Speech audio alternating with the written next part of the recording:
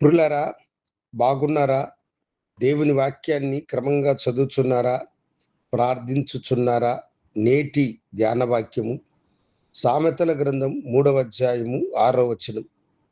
నీ ప్రవర్తన అంతటి యందు ఆయన అధికారమునకు ఒప్పుకొనుము. అప్పుడు ఆయన నీ త్రోవలను సరాలము చేయును. మన ప్రవర్తన అంతటి మీద దేవుని అధికారమునకు మనము ఒప్పుకోవాలంట.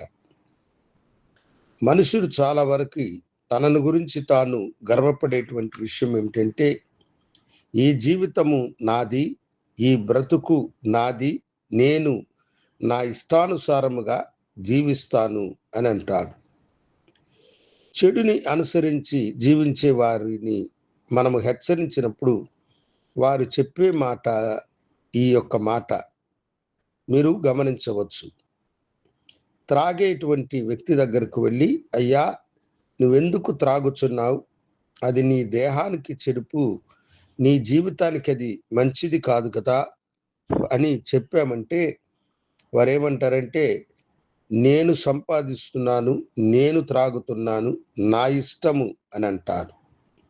అలా ప్రతి మనుషుడు తన యొక్క జీవితము తన ఇష్టమని, తన జీవితము తనదే అని మిడిసిపడుతూ ఉంటారు.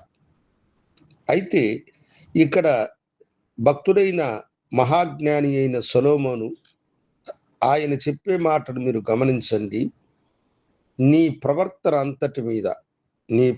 అంతటి మీద దేవుని అధికారం నువ్వు ఒప్పుకుంటే, అప్పుడు ప్రభువు నీవు నడిచే త్రోవలను సరాలము చేయును.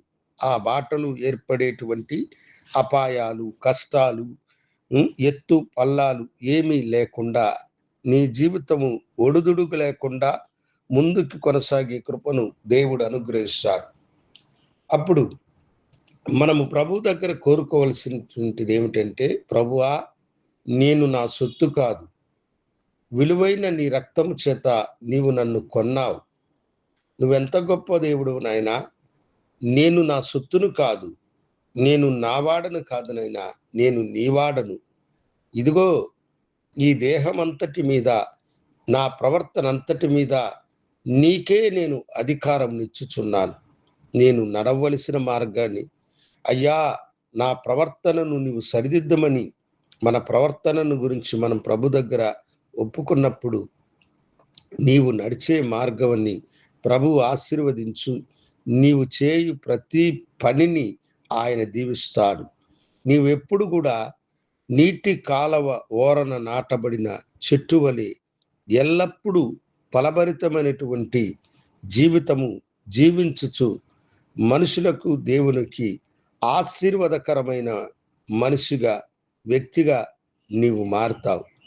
అలాంటి దీవెనలు, ఆశీర్వాదాలు నీకు కావాలనా? నీవు ప్రభుకి సమర్పించుకో. ఈ జీవితము నీదే నాయనా అని ఆయన చేతికి అప్పగించు.